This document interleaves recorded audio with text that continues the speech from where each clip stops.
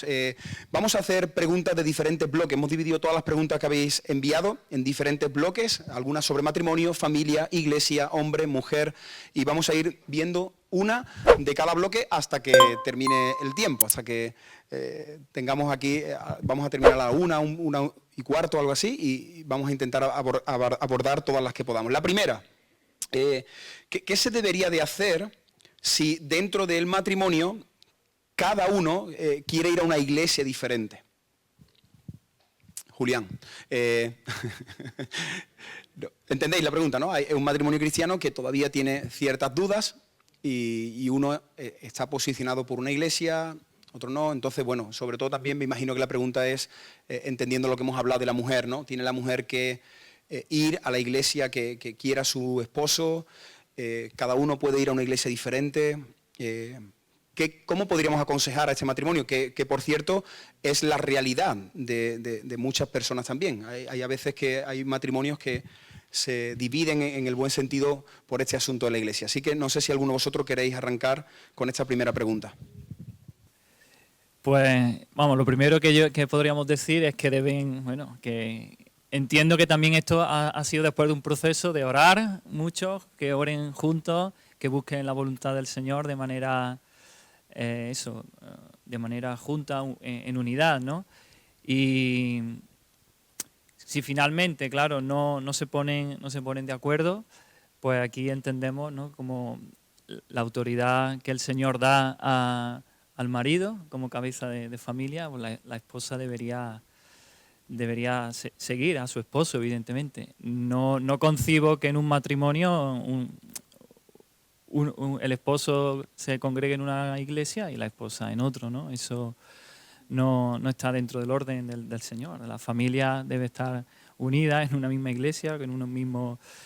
Y entonces ahí la responsabilidad sería del marido, del esposo, y la esposa debería sujetarse y apoyar a su esposo, aun cuando a lo mejor ella no lo vea, no esté de acuerdo. Puede mostrar su discrepancia, puede, ¿no?, como supongo que habría estado escuchando, puede argumentar con el esposo y mostrar su discrepancia, pero en último momento el giro de timón, ¿no?, debe hacerlo el esposo, y la esposa pues debe de sujetarse a eso y estar unidos en ese sentido. Bueno, la siguiente pregunta es, ¿qué deberíamos de hacer si dentro de la iglesia en la que asistimos ya estamos posicionados en este asunto de el ministerio pastoral que recae sobre el hombre? ¿Qué sucedería si el pastor por cualquier motivo tiene que salir y el próximo pastor que entra tiene una postura diferente donde quiere que su esposa también sea pastora? ¿Qué tendríamos que hacer como creyentes si ya tú tienes clara esa posición? ¿Es un motivo para salir? ¿No? ¿Deberías quedarte, como ha dicho Eduardo, según tu conciencia hasta el punto al que te afecte? Antes que nada, decir que la respuesta de Julián me pareció muy acertada. Mientras hablaba pensaba en 1 Corintios 11, 1 Timoteo 2, Génesis 1 y 2, claro, porque una dama no va a querer acompañar a su marido a la iglesia, ¿no? Y de nuevo, si estamos en el ámbito de doctrinas secundarias, ¿no? Porque tarde o temprano esto va a causar tensión en el hogar, tensión en el matrimonio, y tampoco va a permitir que los dos cónyuges sirvan a Dios con esa entrega, ¿no?, que caracteriza a una familia entera. Así que 100% de acuerdo con Julián. Y bueno, en cuanto a la pregunta de ahora, yo personalmente, claro, diría yo que sería un gran choque de conciencia estar en una iglesia con una dama como autoridad. Entonces creo que lo más lógico en tal situación sería llegar de nuevo. Cuando vamos a salir de una iglesia, lo hacemos con un buen espíritu. No vamos sacando las uñas, cortando cabezas. Expresamos nuestro sentir, y creo que se va a entender perfectamente si llevamos 20 años en una iglesia con la autoridad masculina, ¿cierto?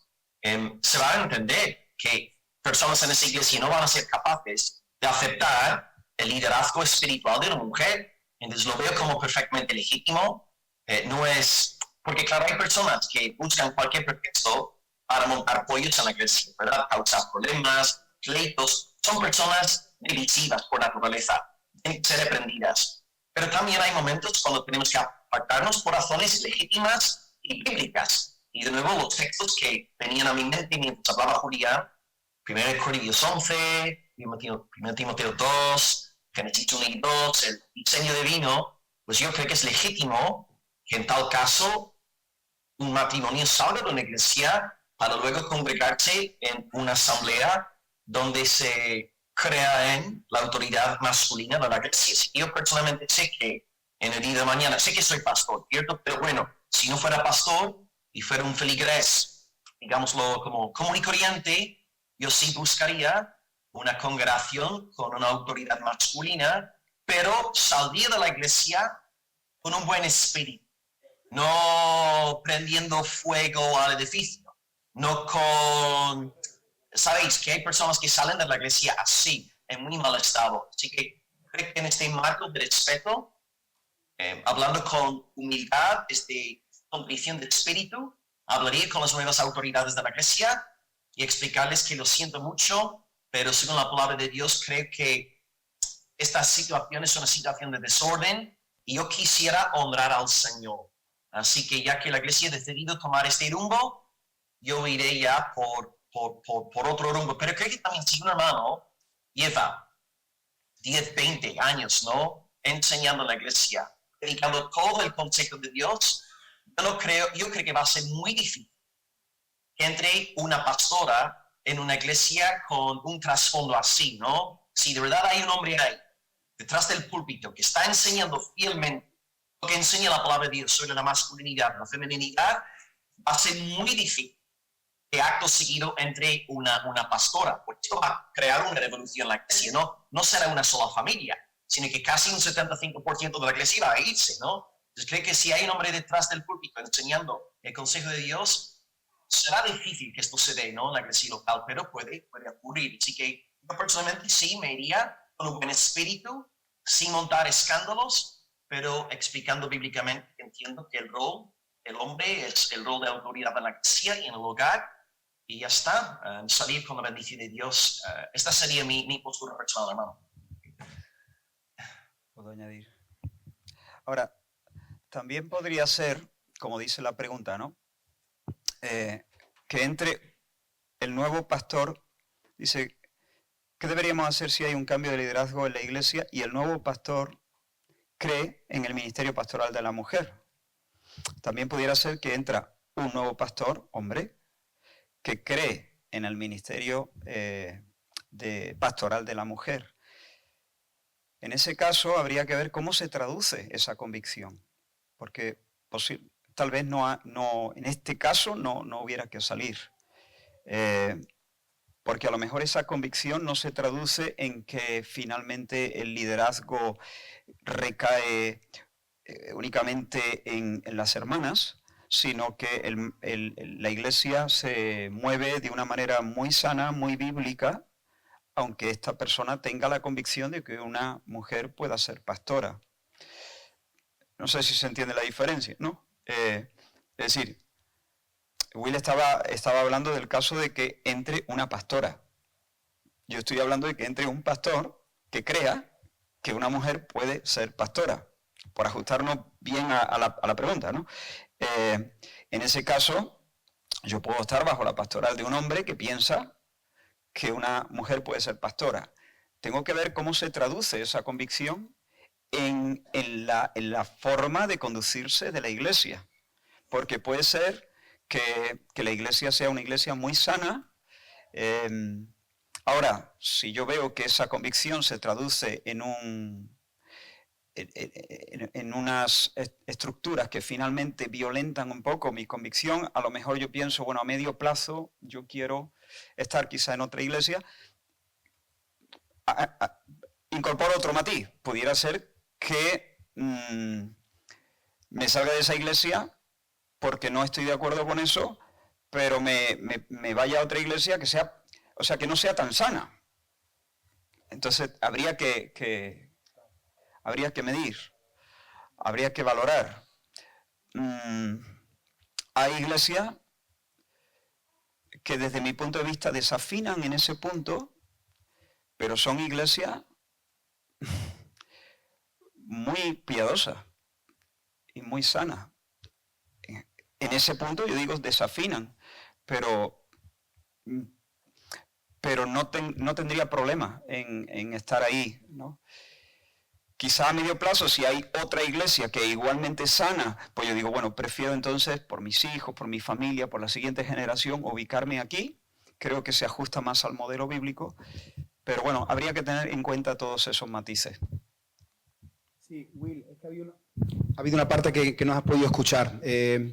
Israel estaba puntualizando que tendríamos que ver si el pastor simplemente piensa eso y de momento no lo quiere añadir a la estructura de la iglesia, o si finalmente sí, él lo piensa y también quiere pues que una mujer o su esposa llegaran a ser pastor. Entonces puede estar pensándolo y no ejercerlo, y entonces de momento puedes estar ahí en la iglesia.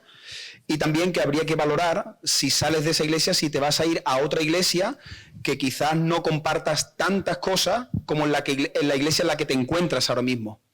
Que tendrías que valorar el precio que conlleva salir de una iglesia hacia otra. La siguiente pregunta sobre el hombre dice, ¿qué hombres podrían ejercer el ministerio de la predicación? Aquí, si me permitís, pues puedo contar un poco la experiencia que estamos teniendo precisamente en Cádiz. Ahora, desde hace casi un año, hemos creado un círculo de hermanos donde estamos estudiando la predicación a nivel de homilética, de hermenéutica, y fue algo que el Señor empezó a poner en mi corazón, poder contar con otras personas para que pudieran predicar, ¿no? Ellos no están pastoreando, sino que están ejerciendo la enseñanza entre semanas, algunas veces los domingos.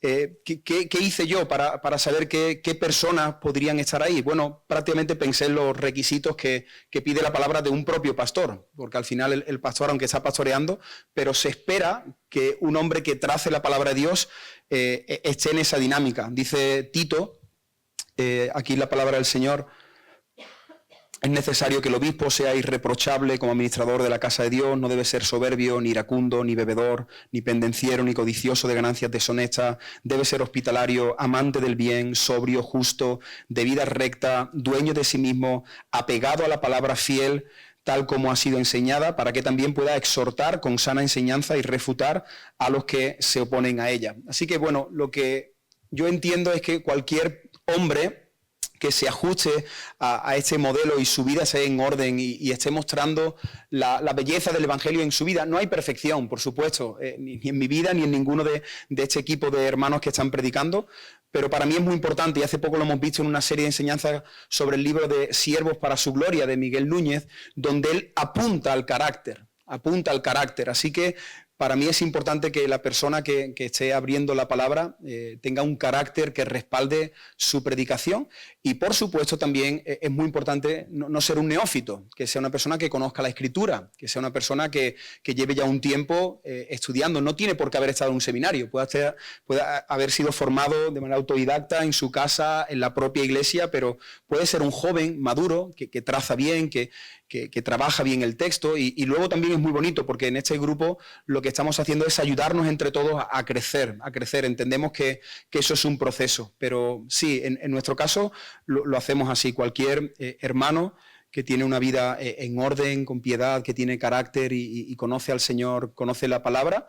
Si vemos también un llamado y vemos que cuando predica la gente no se va, la gente no se queda. No, porque digo esto porque mucha gente tiene el carácter, tiene el conocimiento, pero no tiene el don del Señor, no tiene ese don, y no pasa nada. Yo creo que es bonito disfrutar de los dones, y a veces queremos tener un don que no lo tengo, pues ya está, disfruta del que lo tiene. Y ese tiempo es precisamente para que la iglesia reconozca si tiene ese don. Y la propia iglesia diga, hermano, sigue trabajando con este grupo, sigue animando a este hermano. Así que bueno, es un poco lo que estamos haciendo, y la verdad es que está siendo una bendición muy grande. En lo personal, creo que también para los hermanos que estamos ahí, y para la iglesia poder escuchar la voz del Señor a través de otros varones, creo que eso edifica mucho, que ninguno de nosotros seamos los imprescindibles, ¿no? Los protagonistas, y todos los domingos hasta que me jubile, ahí yo predicando, ¿no? Sino que podamos ceder el púlpito a personas que trazan bien la palabra. Si queréis añadir algo más. Siguiente. Según la Biblia, ¿debería una mujer trabajar fuera del hogar cuando no hay una verdadera necesidad? Claro, a veces también tenemos que entender que cuando hacéis una pregunta, es una pregunta así muy general, pero muchas veces tiene matices. Aquí no está diciendo si tiene hijos o no tiene hijos, si los hijos son pequeños o son adultos.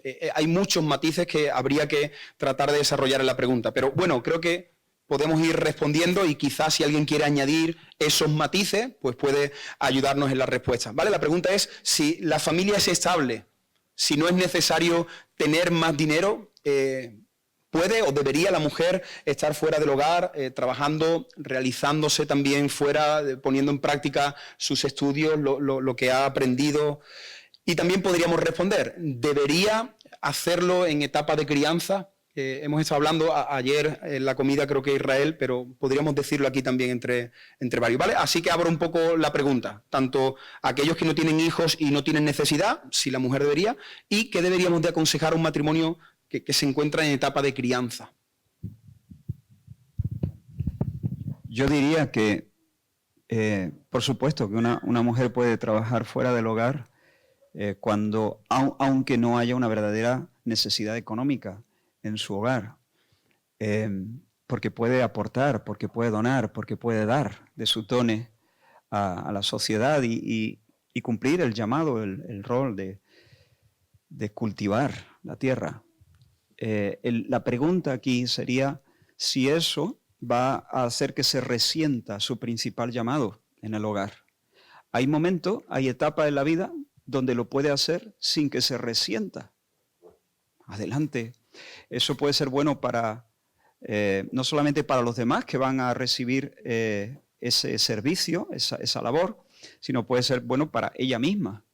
Puede haber muchas ventajas. Ahora, si está criando, lo que yo nunca recomendaría, o sea, lo que yo creo que incluso es desordenado, es que si no hay una necesidad verdadera, como dice la pregunta, la mujer no debe dejar a los niños en manos de cuidadores o de los abuelos para desempeñar su trabajo. Debe quedarse en casa para realizarse y cumplir, llenar su vocación en esta etapa de su vida con los hijos. Y luego también hay que ver qué tipo de trabajo, hay que ver también los dones que el Señor le ha dado para la edificación de la iglesia, de la comunidad de fe. Hay que sopesar todas esas cosas, pero en principio... A mí me gustó mucho una expresión que Israel utilizó en una de las predicaciones que hemos estado viendo, y es, yo diría que una mujer puede y debería de trabajar siempre y cuando no le dé las obras a la familia. Entendemos las obras, por los que no hemos estado en el retiro, las obras de tu tiempo, cuando ya estás reventado y ahora pues llegas a casa y no se trata igual a los hijos así. Entonces creo que habría que tratar de equilibrar. Para mí eso me ha traído mucha luz, ¿no?, en cuanto a este asunto. Si puedes hacerlo de una manera que puedas estar ahí trabajando, tus hijos están bien atendidos, y yo también compartí ayer en la mesa, yo entiendo que cuando los padres tienen hijos tienen que entender que la responsabilidad es de los padres, no podemos estar como esta sociedad. Tengo mis hijos, pero que me los cuiden mi familia, que me los cuiden mis padres, que me los cuiden los jóvenes de la iglesia. Por supuesto, todo esto tiene sus matices. Tú puedes salir un fin de semana, puedes irte de vacaciones, puedes contar con ayuda, pero no puedo estar, porque hemos tenido consejería con matrimonios jóvenes que cuando han venido los hijos, ellos quieren seguir en el mismo ritmo, quieren seguir saliendo, él quiere seguir, y no, ha venido, una vez escuché, ¿no?, que cuando te casas pierdes parte de tu libertad. Cuando vienen los hijos pierdes toda tu libertad, en el sentido de que ahora tú vives por y para ellos.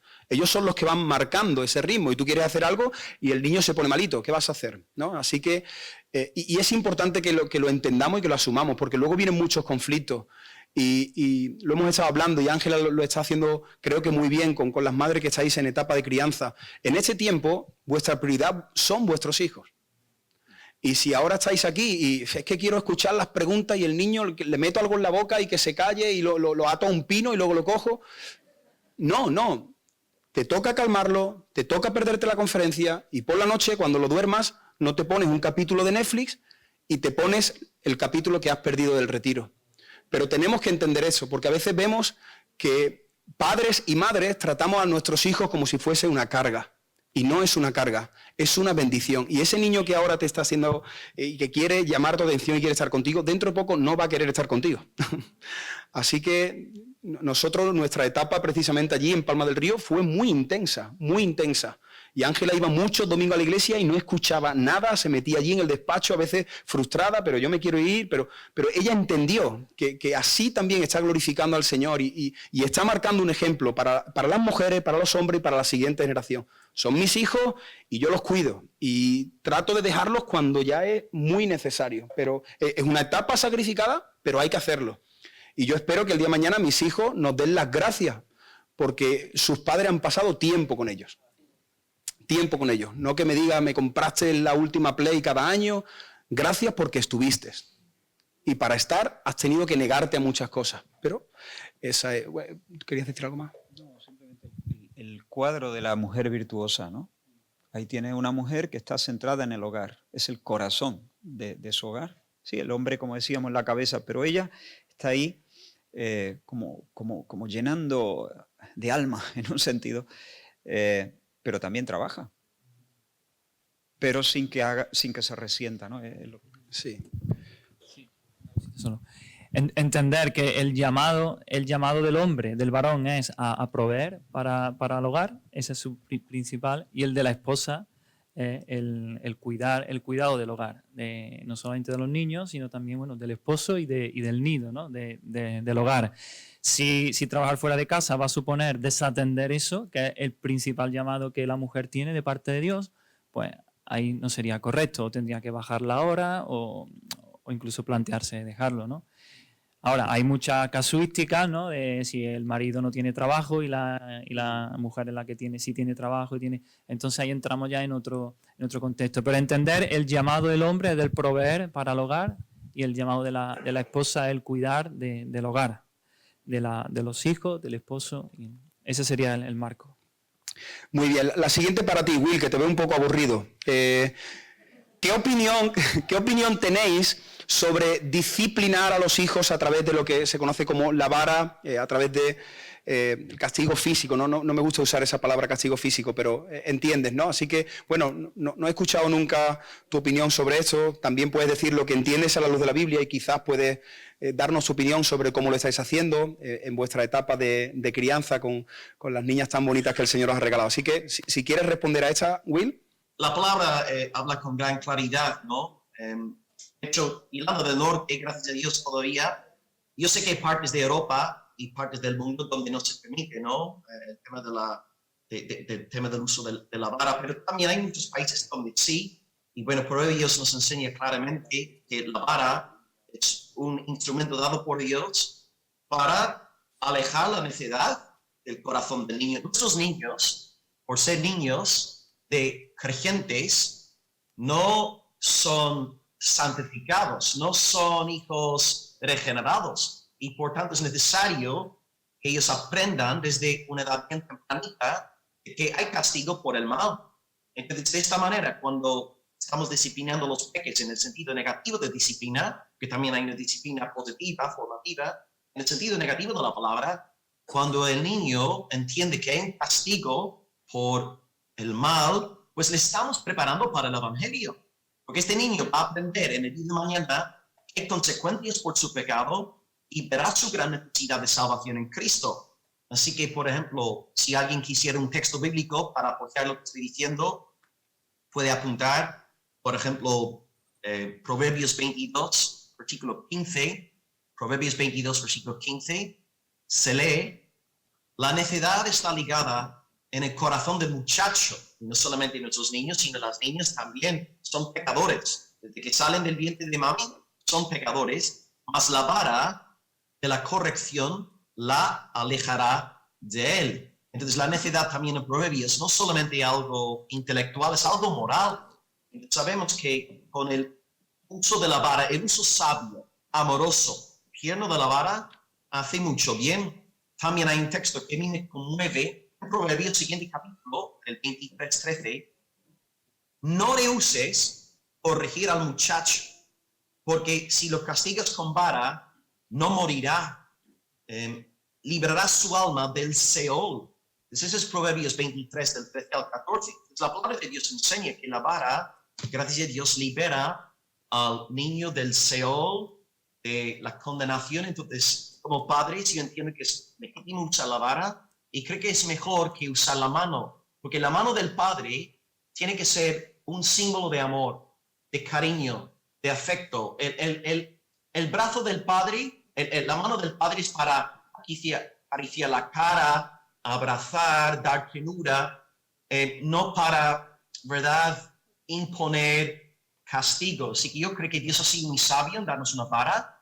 Gracias a Dios. Así que nuestro entendimiento es que sí, es bíblico utilizar la vara. Gracias a Dios conozco a muchos hombres de Dios, pastores, familias que creen en que esto es de la palabra del Señor y produce buenos afectos. No es una garantía de regeneración, pero sí permitirá que el niño sea más respetuoso hacia las autoridades, permitirán que tengan una ética más orientada hacia valores bíblicos, que es de gran valor también a nivel sociopolítico cuando luego ya se hagan mayores. Así que yo creo en el uso de la vara, no interpreto las expresiones de Proverbios de manera metafórica, figurativa, entiendo que estamos hablando de una vara y hace bien, pero de nuevo se tiene que administrar en amor, con ternura, con oración, y tiene que darnos dolor también como padres al administrar la vara.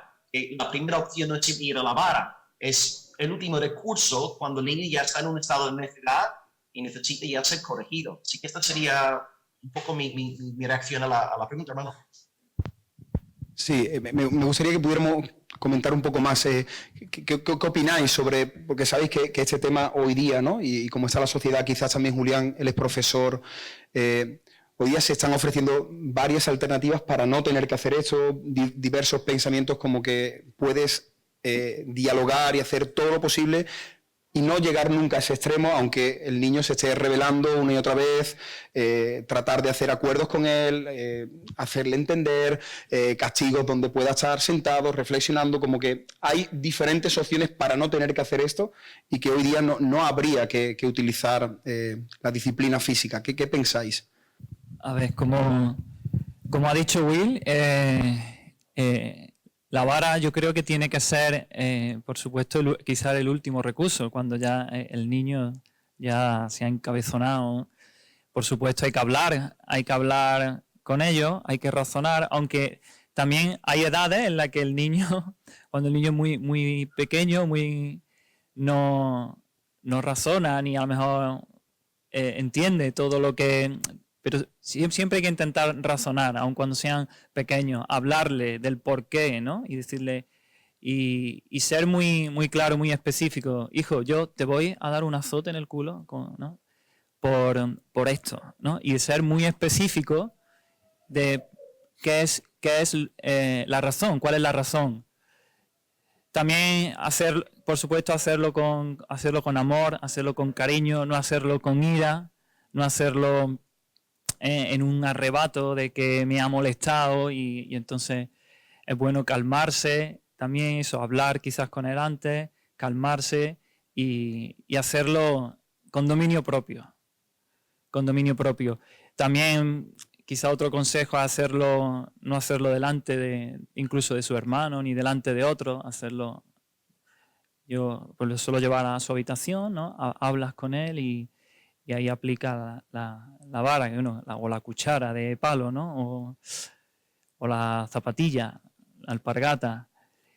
Disciplinar en este sentido, usar la vara no por capricho, sino cuando el niño, ha pecado, no cuando el niño me ha molestado, no es a lo mejor que estoy en el sofá intentando descansar y me ha molestado y están gritando lo que sea y eso no es un motivo es cuando él ha pecado, ¿no? A lo mejor ha dicho una mentira y tú has sido muy claro, hijo, no se miente, esto es un pecado contra el Señor y entonces tú castigas eso. O cuando hay una desobediencia clara a una indicación tuya, a una orden tuya, hijo, esto no se hace, esto, y él ha ido y ha transgredido eso, ¿no? Y el mandamiento del Señor es, hijo, obedeced a vuestros padres. Entonces, hijo, tú has desobedecido y entonces yo te voy a disciplinar porque esto... Y hacerle entender que es por su bien, que los amamos, que está transgrediendo los mandamientos del Señor y que eso va a ser su ruina y que porque lo amamos, ¿no? Y hacerlo siempre en ese espíritu que nos duele, como decía también Will, que a mí no me yo no me lo paso bien dándole un azote en el culo a mi hijo. Yo estoy llorando en mi interior, no lo veo luego llorar y sufrir, pero estamos viendo su bien, ¿no? Estamos mirando más allá y obedeciendo al Señor en este aspecto. Ayer comentaba con algunos hermanos, ¿no?, que algunas de las experiencias, de los momentos más bonitos para hablar del Evangelio, del perdón del Señor y del amor del Señor que he tenido, ha sido el momento donde estaba disciplinando a los niños. Y un par de detalles más. Porque hay uno, ¿no? Se asegura de que el niño es consciente de que ha desobedecido. Porque pudiera ser también de que no ha entendido. Y si no ha entendido, entonces no ha habido desobediencia. Aunque bueno, si el niño no ha entendido nunca, o sea, siempre dice que no lo ha oído, no lo ha entendido, entonces uno se tiene que mosquear, ¿no? Porque, pero bueno, y una vez que se aplica la disciplina, el azote, digamos, de ahí se salen en paz, abrazando. O sea, lo último, en el proceso de disciplina, lo último no es el cachete, es el abrazo, es el beso, es la oración, es orar juntos, para que el Señor no solamente nos dé perdón, sino que nos dé poder, que cambie nuestro corazón, que lo incline a la obediencia. Y de ahí no se sale para que el niño se vaya a la habitación. Los silencios, el rincón de pensar, eso es una mala cosa cuando los niños son pequeños. Esa distancia, eso no le hace bien al niño, eso duele más que la vara. La vara no le duele a un niño si se aplica de esta forma. De ahí salimos para jugar. Y lo que yo he experimentado tanto en la crianza que mis padres nos dieron, como en la que el Señor nos ha permitido a nosotros darle a nuestros hijos, es que el ambiente en la casa es un ambiente bonito inmediatamente después de la disciplina. Y los niños, a los 5 minutos, los tienes subiéndose a la espalda tuya. Los tienes. Y otra cosa, y la última que yo voy a decir, que si uno... Claro, esto es para aplicarlo desde bien temprano. Desde que el niño es consciente de que desobedece. Cuando el niño te mira así de reojo, para ver si te ha ido, es que ya sabe. Bueno, pues ya desde bien tempranito se puede aplicar este tipo de corrección. Y hacerlo de forma consistente. Si eso se hace desde temprano y de forma consistente, a los poquitos años te olvidas. Te olvidas para siempre de la vara. Ya basta con decir, hey, ya está, eso es suficiente en la mayoría de los casos. Pero si no lo has hecho desde temprano y el niño tiene 13 años, no lo intenté ahora. Creo que no va a resultar. Creo que psicológicamente el chico se va a sentir violentado y eso puede provocar ira en su corazón. Es mi consejo. Bíblicamente, aquí no tengo versículos, pero creo que ya a medida que el niño va creciendo en edad, si no se ha hecho consistentemente, puede haber ahí algo demasiado brusco que sea contraproducente. Me ha encantado lo que ha dicho Israel. Yo quería decir esto, que después del proceso de disciplina, que siempre tenemos que acabar con un abrazo, un beso, aunque lo que ha dicho Israel sobre el tema de la oración, a mí me ha encantado porque reconozco, ¿no?, que nunca he orado. Yo tengo 2 niñas chiquititas, ¿verdad?, que desobedecen. La más chiquitita más que la grande, porque la grande ya tiene más tiempo con nosotros, ¿no?, y sabe mejor. Pero me ha encantado este punto sobre la oración juntos. Y en cuanto a lo que estaba diciendo Israel, un buen texto, tienes que corregir al niño desde bien temprano, está en Proverbios 13, versículo 24. Y dice tal cual, dice, el que detiene el castigo, a su hijo aborrece, mas el que lo ama desde temprano lo corrige. Esto para corroborar lo que Israel está diciendo. O sea, desde chiquitito, desde que ellos están conscientes, están desobedeciendo a papi y a mami, hay que corregir desde bien temprano. Así que, pero este punto sobre la oración, wow, esto, gloria a Dios, qué bendición, amén. Sí, solamente para terminar, recomendar, hay un libro muy bueno que a mí me ayudó, que Cómo pastorear el corazón de tus hijos, de Paul David Tripp, así que, de Ted Tripp, ¿verdad? Paul, el hermano, Ted Tripp, Cómo pastorear el corazón de tus hijos, y en nuestra página web, aunque también no sé si eso está por YouTube o algo, Sugel Michelén tiene unas enseñanzas que se llama Moldeando el carácter de nuestros hijos, y ahí creo que en varios audios desarrolla bíblicamente todo lo que dice Proverbios y te da esas pautas, ¿no? Porque a veces yo creo que lo que sucede con eso es que este asunto, al igual que lo del hombre, la mujer, se ha distorsionado y pensamos vara, pensamos en alguien que se quita la correa y empieza a golpear sin contemplación. Eso es lo que nos viene a la mente. Y entonces no podemos decir vara en la iglesia, no podemos decir disciplina, no podemos decir azote, porque las personas piensan que nos metemos en una habitación y dañamos a nuestros hijos. Pero no es así. No es así. Ha habido una comunicación antes, el niño ha entendido la norma, el niño sabe que no lo tiene que hacer y el niño descaradamente se ha rebelado contra esa norma. Y luego, pues todo lo que han dicho los hermanos, te sienta, se lo explica. Además, lo más difícil de todo esto es tener ese dominio propio para hacerlo bien. Porque al final lo que hacemos es que impulsivamente gritamos, zarandeamos, golpeamos y ahí estamos pecando nosotros. Ahí estamos pecando nosotros como padres. Tendría que el niño disciplinarnos también y decir, papá, eso lo estás haciendo mal. Así que el reto más grande de este asunto es hacerlo bíblicamente, hacerlo de una manera que agrade al Señor y que el niño lo entienda y, como ha dicho nuestro hermano Israel, a los 5 minutos esté jugando contigo y no tenga ningún tipo de trauma, sino que él asocie la mano de mi padre acaricia y aquel instrumento que está allí es el que me corrige. Y que ellos crezcan sabiendo de que al final hay una consecuencia, que hay un castigo y que hay un infierno y que el Señor en su gracia ha derramado ese golpe sobre Cristo para ahora abrazarnos, ¿no? Así que bueno, vamos a avanzar. Esta pregunta nos gustaría, Will, que tú pudieras dar tu opinión porque hemos estado estudiando eso en el retiro. Te voy a abrir la pregunta y voy a intentar unir dos que van en la misma línea. Una mujer en la iglesia podría compartir un pensamiento, abrir la Biblia, interpretar y aplicar algo, no tanto como una exposición, ¿entiendes? No tanto desarrollar una predicación, sino compartir algo, presidir la iglesia el domingo abriendo un texto y animando a los hermanos a que adoremos al Señor por su fidelidad. Y la última, que va en relación, porque no sé cuál es tu opinión, pero ¿crees que hay alguna diferencia entre el domingo como el día en el que toda la asamblea está reunida como congregación, están los símbolos, el partimiento del pan y el vino, con otro día entre la semana donde la mujer, pues en un culto de oración, puede decir, hermanos, pues en este pasaje he estado meditando, reflexionando, el Señor me... ¿Entienden? No sé qué matices puedes compartir, cómo lo estáis haciendo allí en vuestra iglesia y cuál es tu postura. Claro, varios factores ahí. En cuanto a dirigir en sí, entiendo que el varón, ¿no? El varón es la autoridad. 1 Timoteo 2, Pablo apela a la creación, ¿no? No está hablando de la caída, está hablando de la creación, el plan original, el diseño perfecto de Dios.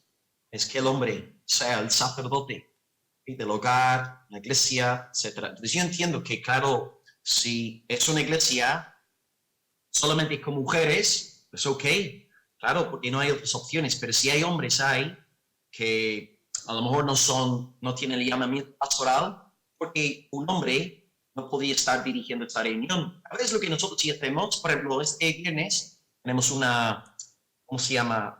Una comida especial, porque, bueno, aquí en Andalucía ya las restricciones son más leves, llevamos ya más de 2 años sin comer juntos como iglesia, y vamos a tener una comida. Seguramente lo que haremos es un tiempo informal, estaré yo dirigiendo, y luego, si alguna persona de la iglesia local quisiera compartir un texto de la escritura, que puede hacerlo, pero está ahí bajo una autoridad pastoral. De hecho, estuvimos en Monte Olivos creo que hace 1 mes y medio, tuvimos nuestro retiro, creo que fue la semana antes del Día de Andalucía, y estuvimos ahí en Monte Olivos donde vosotros, y el sábado por la noche nos sentamos todos juntos en un círculo, y todos los hermanos iban libremente abriendo las escrituras, compartiendo, pero no estaba nadie ejerciendo ahí una autoridad, ¿no? A nivel eclesial, estaban bajo el cuidado del pastor. Así que entiendo que si está el pastor ahí presente, no se está usurpando la autoridad masculina, que no hay ningún problema, que una mujer puede abrir las escrituras en ese contexto, compartir algo que tiene sobre el corazón. Luego dirigir el día domingo en un culto público, no lo veo conveniente. Creo que si hay hombres ahí en esa iglesia, porque un hombre no puede hacer lo que esta mujer está haciendo, ¿no? Porque, vale, uno dirá que el hombre tal vez no tenga el llamamiento pastoral, ok, pero esa mujer tampoco tiene llamamiento pastoral. Así que creo que es más correcto ser un varón dirigiendo en un culto público desde el púlpito, porque el púlpito representa autoridad, ¿no? Entonces yo personalmente creo que sí, una mujer puede compartir en este contexto bajo, como decía, ese viernes la comida que vamos a tener, ahí en Monte Olivos, pero ya en un culto público, día domingo, lo veo ya, no me sentiría cómodo, ¿no? Lo veo más problemático. Así que no sé si esto ayuda un poco a abrir un poco el asunto. Sí, y entendiendo lo que estás diciendo, ¿qué opinas sobre el hacer lo mismo que hicisteis aquí un día entre semana, en un día de estudio y oración en la iglesia, miércoles, jueves, cuando vosotros reunís, que una hermana pueda llevar esa reflexión, un estudio, compartir, dar un taller?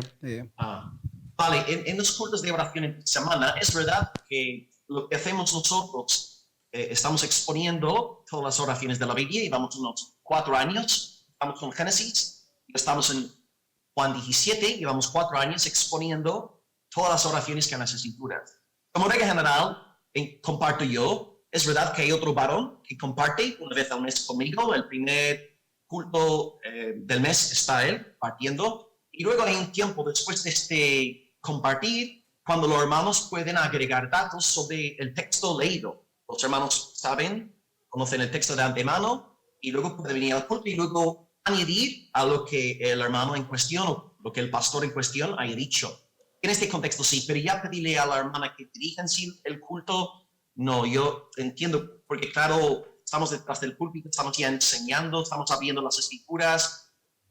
Yo personalmente no me sentía cómodo permitiendo esto, ¿no? Así que si hay hombres, de nuevo, si hay hombres que pueden estar haciendo esta labor, ¿por qué no lo están haciendo los hombres? Así que esto sería un poco mi lógica.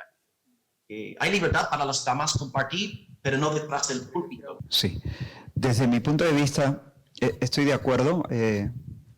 Ahora, yo pienso, teniendo en cuenta lo que hemos estado hablando estos días, que introducir una reunión,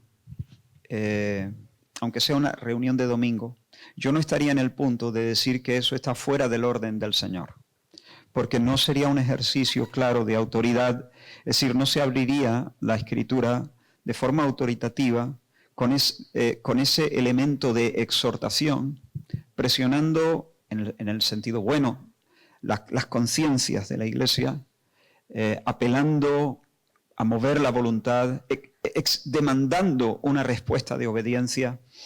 Es más bien puede ser traer una lectura, un pasaje que resalte alguna de las perfecciones de Dios y extender una invitación a la Iglesia para unirse en alabanza. Yo no estaría en la posición de decir eso está fuera del orden de Dios, siempre que sea una presidencia. Claro, la palabra presidir ya como que nos mete en otra cosa, ¿no? Pero siempre que sea una presidencia, voy a seguir usando ese término, de perfil bajo. Es decir, que la hermana pues no haga un mini sermón. No abra la Escritura y haga un llamamiento y haga... Ahora, dicho eso, nosotros, por ejemplo, llevamos como unos 15 años, más o menos, sin que haya hermanas que presidan. Sobre todo, más bien, es la convicción de ellas, pero también entendemos que hay cierta prudencia en este momento, en medio del escenario en el que vivimos. Queremos marcar eso, queremos modelar eso para la siguiente generación, pero si yo voy a una iglesia, yo no me siento incómodo si con un perfil bajo una hermana lee un texto y nos invita a todos a unirnos. Creo que, claro, si eso es todos los domingos, creo que finalmente vamos a estar modelando algo que no queremos. Bueno, de nuevo nos movemos en el terreno de los grises y no es fácil moverse en el terreno de los grises, ¿no? Para mí la cuestión es si es una convocatoria general de iglesia. Si la iglesia está como familia de fe. Yo no tengo, por ejemplo, problema con que una mujer tome la palabra, incluso enseñe y con ese elemento de exhortación en un grupo pequeño. Puede haber hombres ahí. Personalmente no tengo ningún problema con eso. Claro, insisto, no quiero que eso suceda habitualmente porque queremos modelar, poner otro modelo, ¿no? Pero creo que con la Biblia en la mano yo no podría decir que eso está fuera del orden de Dios, porque esa no es la iglesia. Es un grupo pequeño. Pero entre semana no es iglesia tampoco. Un día entre semana sería iglesia, ahora entraría en la categoría de ese grupo pequeño. Dependiendo si la convocatoria es general. Claro. Si tú tienes una convocatoria general de oración, ahí entonces yo diría una mujer no podría traer un mensaje. O sea, pero nuestras reuniones, para que nos entendamos, todas las iglesias solemos tener una reunión entre semana donde hay un estudio, general, oración y alabanza y no, toda la iglesia va. Entonces ahí no. Eso es. Entonces ahí no. Pero hay reuniones de grupos pequeños, puede haber una reunión de matrimonio, puede haber una reunión de jóvenes. Una pregunta sobre esto, por cerrar, porque varias personas han preguntado, ¿podría una chica joven, soltera o casada, pertenecer o llevar el liderazgo de los jóvenes donde se comparte la palabra? Donde en alguna ocasión se da un estudio, un pensamiento, tampoco debería de hacerlo. En nuestro caso, por ejemplo, tenemos un equipo de jóvenes que llevan a los jóvenes, no es uno solo, donde hay pues 2 chicos y 2 chicas y están estudiando de manera sistemática el libro de Hechos de los Apóstoles.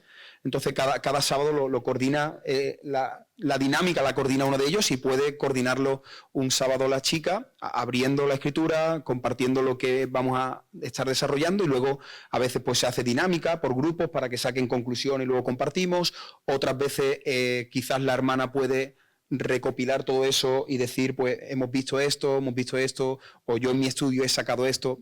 ¿Qué opináis? Por cerrar quizás esto, porque creo que todo lo demás lo hemos estado viendo durante el retiro. Una chica o soltera o casada podría estar liderando en ese sentido, compartiendo la escritura entre los jóvenes. ¿Eso formaría parte del grupo pequeño? Entiendo que quizás sí, o tampoco debería de hacerlo para no distorsionar el modelo que queremos crear en la iglesia. Sí, eso es lo que yo quería decir. Entendemos que ejercer autoridad es cuando uno abre la escritura, abre la palabra, cuando la iglesia local está congregada eso, en una convocatoria general. No tiene por qué ser solo el domingo. Puede ser en los cultos de oración o puede ser cualquier otro día o incluso un día de campo que hay una predicación, hay una palabra del Señor y está la iglesia convocada toda como iglesia. En este caso, en el grupo de jóvenes, nosotros también tenemos un equipo, aquí hay además y hay chicas, tenemos un equipo de liderazgo de jóvenes en el que hay chicas y también trabajamos con esa dinámica de vamos compartiendo, aunque ahora hemos cambiado un poco, pero vamos compartiendo cada uno de nosotros y hay chicas que también... Y entendemos que eso sería como un grupo pequeño, no está toda la iglesia local congregada en una convocatoria general. No, entenderíamos, por lo menos yo, aunque aquí hay otras sensibilidades, aquí hay una horquilla y es respetable, ¿no?, que otras personas se perciban de otra manera, pero yo entendería que esto sería más... No es la iglesia reunida. Este es una pequeña representación, son algunos miembros de la iglesia reunidos. Entonces, yo entendería que esto se parece más a Aquila, o sea, a Priscila, hablando con Apolos. O sea, Apolos no es la iglesia. Eso se está haciendo en privado. Ahora, lo que yo no creo que sea prudente en este momento es que si... O sea, es que de forma habitual se haga. Creo que en el momento en que estamos viviendo debemos procurar que el liderazgo quede, marcarlo en varones que el Señor llame, claro. Que la palabra sea expuesta generalmente pero sobre todo por un asunto de prudencia y un asunto estratégico. Pero insisto, decir que eso está fuera del orden de Dios o que sea pecaminoso, eso ya es decir otra cosa. Y yo en esos escenarios no me atrevo a decir que eso está fuera. De hecho, pienso que no está fuera del orden bíblico. No es quizá lo más prudente en ciertos momentos, pero no atenta contra la autoridad bíblica. Una o dos preguntas sobre este asunto y vamos a intentar ir avanzando para abordar las máximas posibles. ¿Podría un hombre divorciado pastorear una congregación? ¿Has escuchado, Will? ¿Has escuchado mi pregunta? Vale. ¿Me estás escuchando bien, no? Sí, la pregunta es si un hombre que ha sido divorciado podría ejercer el ministerio pastoral. Y bueno, voy abriendo un poco más la pregunta. Si en el caso de que no, podría predicar un hombre, no el pastorado, pero sí la predicación. Y una que estaba por ahí es, ¿qué sucedería si una persona divorciada, después de haber escuchado los énfasis que tengamos en cada iglesia, decide casarse? ¿Qué tendríamos que hacer como iglesia? ¿Vale? Permitidme que una o dos preguntas, sé que son dos líneas diferentes, pero por ir agrupando preguntas que estén relacionadas. Una persona que ha sido divorciada y, bueno, podemos pensar si está soltero, en el sentido divorciado sin haberse vuelto a unir o que se ha vuelto a casar y desea ser pastor o desea formar parte del equipo de hermanos que predican. Creo que de entrada sería importante saber si en este divorcio él es la víctima, ¿no? O él es él es el culpable. Porque claro, al fin y al cabo, un varón de Dios puede estar sirviendo al Señor y luego si su esposa está teniendo una aventura con otro miembro de la iglesia, o un varón de otra iglesia, o un hombre del mundo, pues yo entiendo que en tal caso, claro, ahí la culpa no es del pastor en sí.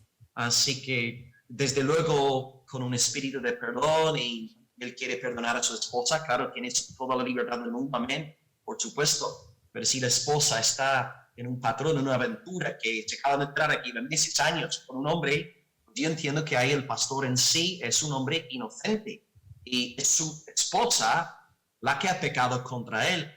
Creo que antes que nada, bueno, lo voy a dejar ahí por si los hermanos quisieran añadir algo más a este tema, pero para mí sería importante saber si el varón en cuestión es la víctima o si él es el culpable, porque si me estás hablando de un pastor que está en la cama con la secretaria de la iglesia o con la mujer que lleva la escuela dominical o algo así, pues, hermano, para nada puede este hombre subir al púlpito, pastorear, ejercer la autoridad espiritual. Pero si él es la víctima, entiendo que, claro, yo entiendo que en tal caso podría seguir dirigiendo la iglesia, porque él no ha pecado, ¿cierto? Así que, bueno, yo suelto eso y a ver, no sé si quisieran decir algo más. En nuestro caso, a ver, este es un tema muy complicado, muy difícil.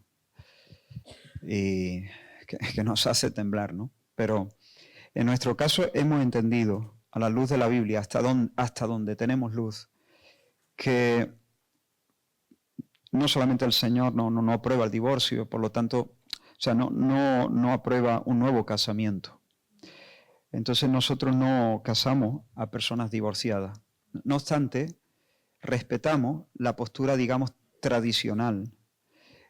Tradicionalmente se ha entendido en la mayor parte de las iglesias sana, bíblica, seria, que las personas, o sea, el cónyuge tiene autorización del Señor para divorciarse y por lo tanto casarse de nuevo en el caso de adulterio y en el caso de abandono permanente.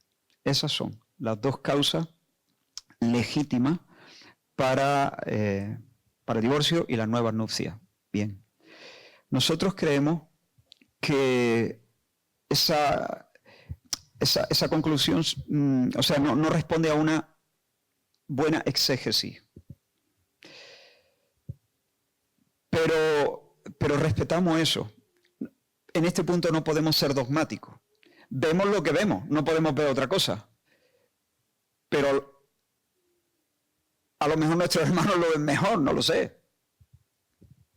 Son serios, hay ciertos argumentos, bueno, muchas de las confesiones, algunas de las confesiones clásicas de fe, ministerios muy reconocidos y muy respetados. Entonces lo que hemos hecho a nivel práctico es que enseñamos lo que entendemos a la luz de la Escritura. Y después dejamos que la persona, delante del Señor, con la Biblia abierta, decida. Y si la persona con limpia conciencia, ahora si me dice, no, yo cuando me voy a la palabra veo lo mismo que tú, pero no puedo vivir solo. Entonces digo, si tú ves lo mismo que yo, tú entonces estás mancillando tu conciencia. Tú estás pecando. Ahora, si tú dices, Israel, en limpia conciencia, yo estoy de acuerdo con los que piensan así y yo creo que tú en este caso no estás, o vosotros no estáis interpretando correctamente. Entonces, en ese caso decimos, bien, pues entonces, adelante. La única cosa es que no me pide que yo te case, porque entonces yo sí tendría que hacerle violencia a mi conciencia y eso yo no puedo hacerlo. Y lo que te pido es que tampoco te cases, lo que te pedimos es que tampoco te cases en el local de la iglesia, porque eso sería algo que traería confusión. Pero siéntete con la libertad de hacerlo si delante del Señor, insisto, lo haces con limpia conciencia. Y eso no va a repercutir de forma negativa en ningún sentido en la iglesia. La única cosa, la única, digamos, cosa que estaría vetada, digamos, y aquí no hay un argumento bíblico detrás, hay más bien un argumento de prudencia, es que entenderíamos que en ese caso la persona podría fungir en cualquier ministerio, excepto la pastoral. Pero por un asunto de prudencia, por un asunto de que no metiera ruido, ¿no? Porque estamos enseñando una cosa como iglesia y uno de los pastores se ha casado de segunda. Entonces, eso sería un poco confuso. Ahora, perdona, ¿ahí pensáis que ese texto marido de una sola mujer se puede aplicar a esta argumentación? ¿Escuchan, no, Will? Sí. Si creemos que ese pasaje, Pablo está apuntando a esto que estamos diciendo, como que no hay opción o lo interpretáis de otra manera. Creo que algunos quizás pueden estar teniendo ese texto en la mente, ¿no? De que el obispo sea marido de una sola mujer, aunque también hay diversas posturas sobre cómo interpretar este versículo. Pero bueno, es por meter eso en la conversación. Yo personalmente no estoy seguro de que eso se deba interpretar así, marido de una sola mujer, que sea un hombre fiel. Aunque en algún momento me he preguntado, nosotros sí hacemos una salvedad en cuanto a si la persona se ha divorciado y se ha casado de segunda antes de conocer al Señor, nosotros no tendríamos ningún problema en que fuese parte de la pastoral. Entonces, si eso es así, estoy pensando sobre la marcha, no estoy entendiendo marido de una sola mujer, porque yo no tendría problema. De hecho, hemos trabajado con pastores cercanos en nuestro equipo, que ese era el caso. Habían divorciado y casado de segunda antes de conocer al Señor Jesús.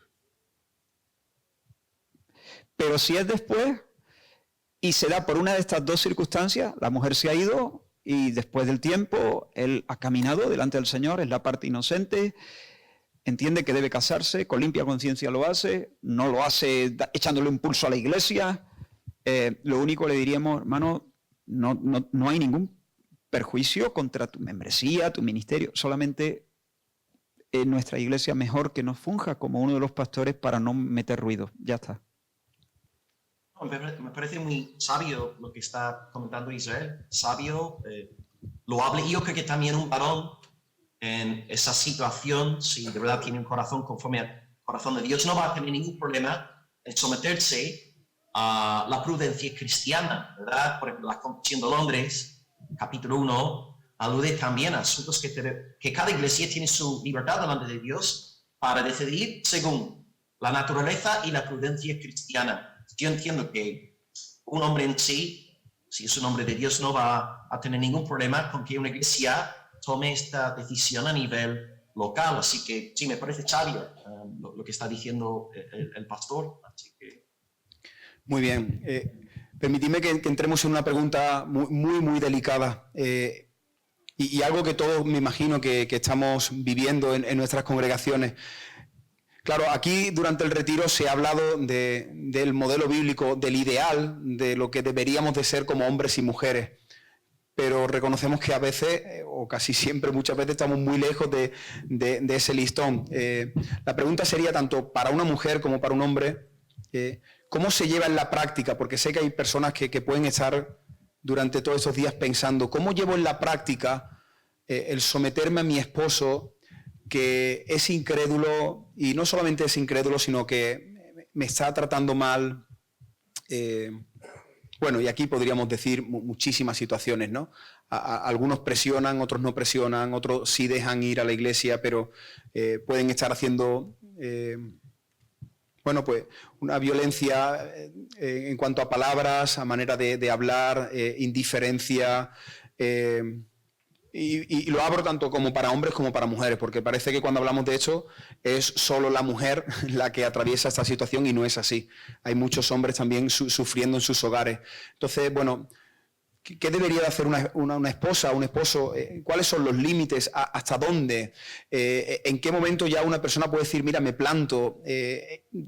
Descartamos la opción del divorcio, pero ¿en qué momento le podríamos recomendar a una persona, tómate un tiempo, sepárate de esa persona por tu propia salud, bueno, quizá física o emocional, psicológica?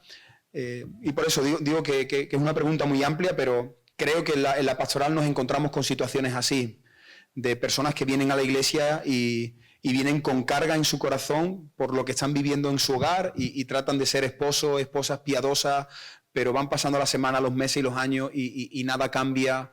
¿Qué consejo le podríamos dar? ¿Qué podríamos decirle a este hombre, a esta mujer que está sufriendo, está tratando de que su matrimonio glorifique al Señor, pero la cuesta arriba se hace muy arriba y la persona sigue sufriendo y sufriendo?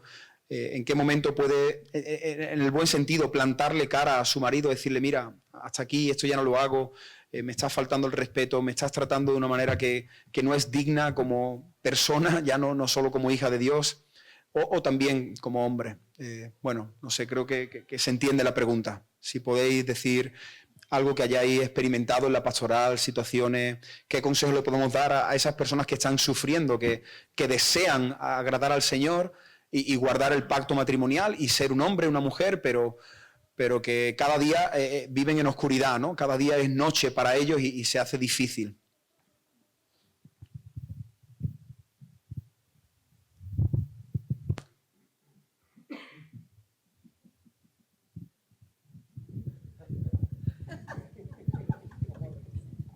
Bueno, yo, en primer lugar, esa persona necesita pues que el Señor la abrace, y necesita el cariño, ¿no?, del pueblo del Señor y el consuelo de parte de Dios, ya sea directo o a través de hermanos, de hermanas. Yo pienso que en casos de intensa humillación, ¿no?, que la golpea, por ejemplo, ¿no?, la maltrata físicamente, o de intenso abuso, ¿no?, a nivel... Yo creo que hay que proteger a la persona. No se puede permitir que la atropelle, ¿no? Hay que defender. Y yo en algunos casos he recomendado a una separación, no un divorcio, pero sí una separación. De hecho, en un caso es que prácticamente raptamos a la mujer, directamente por la noche. Era un caso muy... donde una mujer casada con un hombre musulmán y corría en realidad peligro la vida y planificamos una huida prácticamente, ¿no? Porque tú dices, ¿qué hacemos? Miramos para otro lado, le decimos que vuelva a su casa. No podemos hacer eso, ¿no? Hemos conocido historias tan terribles como que el marido ha metido a la amante en la casa, con ella, con la esposa también. No se puede permitir eso. Entonces yo le diría, mira, aquí tenemos que proteger la integridad emocional, la integridad física de la persona y decirle a él, en este caso, que cuando quiera vivir como un esposo en vez de como un niñato, pues, permitidme esta palabra, ¿no? Pero que hable, que dé señales de vida. Pero no puede abusar de esa manera, ¿no? Bien, dicho eso, siempre yo recomendaría que descarte la idea del divorcio. Y esto puede parecer desesperante, pero no lo es. Yo diría separación, sí, con vistas a una restauración. De momento eso es lo que... Entonces, el calor del pueblo del Señor, la oración, el consuelo del Señor, porque no saquemos a Dios de la escena. Esa persona todavía puede ser la persona más feliz de la tierra, porque el Señor suple, ¿no? Y cura el corazón, pero al mismo tiempo yo no pienso que el hecho de que estemos en contra del divorcio nos tenga que empujar siempre a decir, no, tú en tu casa aguanta, porque hay cosas que no se tienen. Porque ahora, si la persona cree que Dios le está pidiendo eso y en conciencia entiende que debe estar ahí, bueno, ahí ya es que nadie se puede meter. Ahí nadie se puede meter. Ahí tú dices, bueno, yo no haría, en ese caso, convencerla para salir. A menos que sea una cosa que la va a matar, ¿no? Pero no haría, porque también he visto testimonios impresionantes, en este caso de mujeres, que han soportado humillaciones, pero que entendían que Dios les pedía y que les daba la gracia para hacerlo. Y que fueron usadas de forma extraordinaria por Dios para romper, para vencer el mal con el bien. Entonces yo tampoco querría ir más allá y decir sal, cuando a lo mejor el Espíritu Santo está diciendo te voy a usar para reventar el mal. Entonces, bueno, es una pregunta difícil, sí.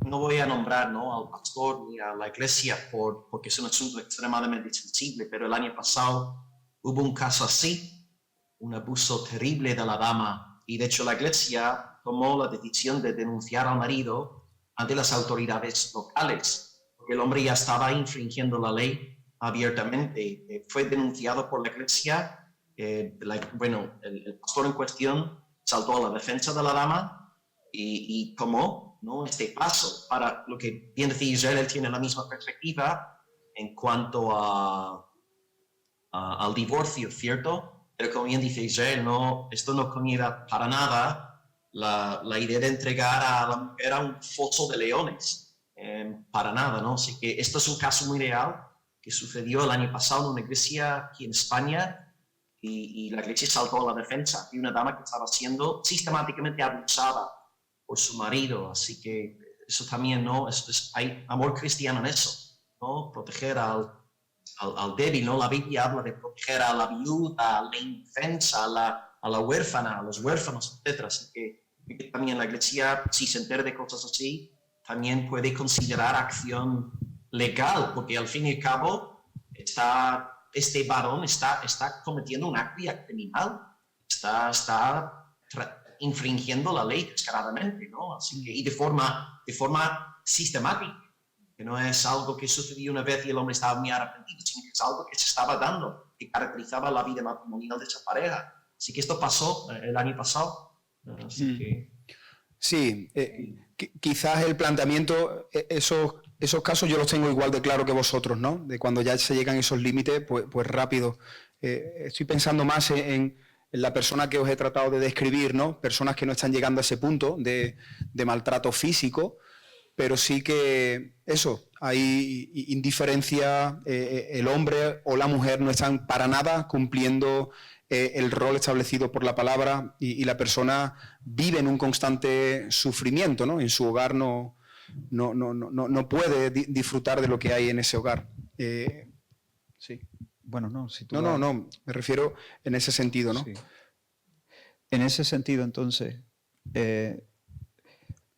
si estamos en ese escenario, yo diría abrazar ese sufrimiento con fe, con esperanza, cumplir el rol que me toca y esperar a que el Señor transfigure todo el sufrimiento, porque el Señor transfigura el sufrimiento, cada sufrimiento vivido desde la fe, siendo fieles al Señor. Va a ser realmente, va a redundar en el gozo, en la bienaventuranza futura.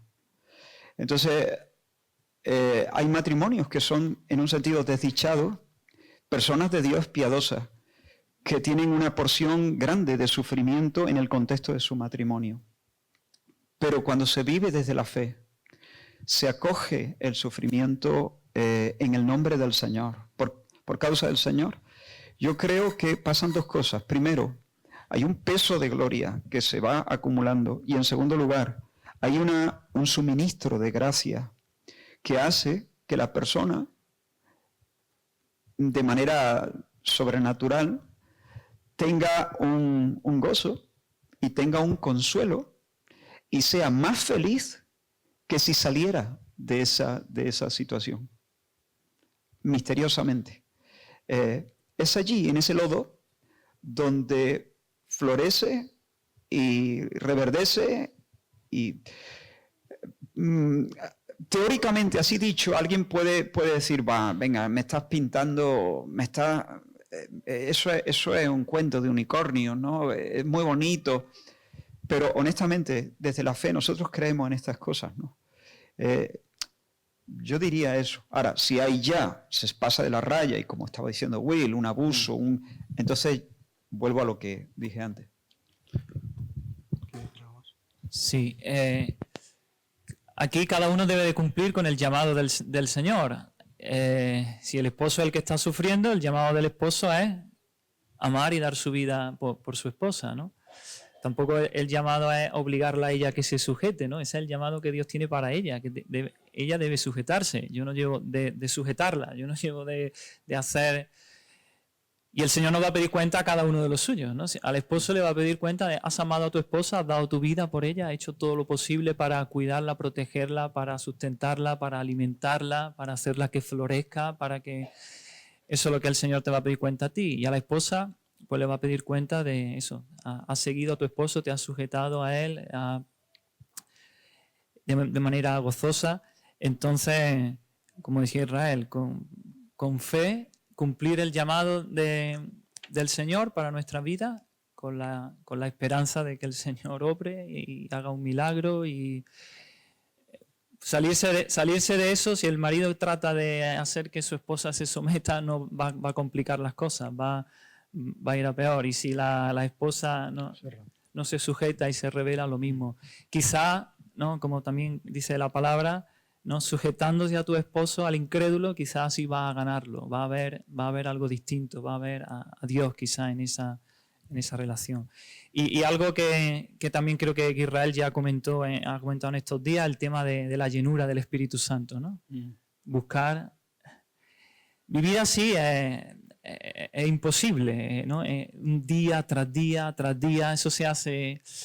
Pero si encontramos nuestro deleite en el Señor, si vamos cada día a llenarnos del Señor, de lo que somos en Él, de lo que Él ha hecho por nosotros, y encontramos ahí nuestro, como decía el salmista, el Dios de mi gozo y de mi alegría, si encontramos ahí nuestro gozo y nuestra alegría en Cristo, en Dios, en su persona, en lo que Él ha hecho por nosotros, nos va a ser más llevadero lo otro. Si mi gozo y mi alegría está en que mi esposo me mire, me mime, me cuide, ahí eso es una cisterna rota. O al revés, ¿no? Entonces, eso de la llenura del Espíritu, ser lleno del Espíritu, ¿no? Y sujetando uno a otro. Ciertamente no es justo una situación así. No es justo. No es justo. Pero el Señor a sus hijos muchas veces les permite vivir en situaciones que no son justas. No son justas. Pero Él da mayor gracia. Él da mayor gracia. Un cristiano nunca está atrapado. Nunca. Lo mismo dentro de una semana me tienes que coger del pecho y recordarme lo que estoy diciendo, ¿no? ¿Por qué? Pero me lo tendrás que decir. Siempre hay una puerta, o sea, nosotros siempre tenemos una puerta abierta, ¿no? Nunca estamos atrapados porque estamos en las manos de un Dios soberano. El Señor, con una sola palabra, puede cambiar el corazón de esa persona, de esa mujer o de ese hombre, o puede quitarlo de en medio, directamente, o puede llevarnos a nosotros. O estamos en las manos de Dios, no estamos presos de una situación. Entonces el cristiano es una persona libre y una persona que sabe que cualquier cosa está colaborando para su salvación. Y eso, y lo que decía Julián es muy importante, esa convicción de que yo no necesito, yo quiero que mi esposo o que mi esposa sea así o así. Sí, quiero, pero no lo necesito. No lo necesito. Puedo ser la persona más feliz sobre la tierra, aunque mi padre y mi madre me dejaran. Fíjate si es fuerte eso. Con todo el Señor me recogerá. Entonces, bueno. Amén. Sí, pensando, ¿no? El apóstol estaba preso y dice, yo preso de Jesucristo, ¿no? Él entendía que no era preso de Roma, sino que el Señor estaba glorificándose en medio de toda esa situación. Así que, bueno, también no decimos eso con mucho tacto, pero animemos a las personas a que busquen del Señor y algo que se ha dicho es que la iglesia también sea un lugar de oasis, de sanidad, un lugar donde la persona sí que pueda ser restaurada y animada para seguir encarando el día a día, ¿no? Ahí en su hogar. Otra pregunta completamente diferente. ¿Qué sucedería cuando un matrimonio, uno de los dos desea tener más hijos y el otro se quiere ya plantar? Da igual, ¿no? Bueno, o en el caso de que el hombre quiera tener más o menos, la pregunta también decía, ¿debe la mujer someterse a lo que diga el esposo? O sea, si el marido dice, no quiero tener hijos y ella sí, o al contrario. Y una segunda pregunta con respecto a todo esto de los embarazos, aunque es diferente, pero tal y como está la situación en la sociedad, sabéis que ya hay muchas preguntas en cuanto a la ética, a la moralidad, ¿no? Hay una pregunta interesante y es una chica soltera, una mujer soltera, ¿podría de alguna manera quedarse embarazada por medio de la inseminación sin tener pareja porque desea la maternidad, desea tener una familia, pero no tiene o el Señor no le ha enviado a esa persona? ¿Eso sería lícito? ¿No? He estado esta semana mirando, ¿no? Y es interesante que hay... Este tema se está abriendo, ¿no? ¿Qué hacer? La ciencia me permite ser madre y, bueno, no tengo pareja, pero me gustaría poder crear una familia, me gustaría no quedarme solo, me gustaría poder... Así que, bueno, esas son las dos preguntas que vamos a responder sobre este tema.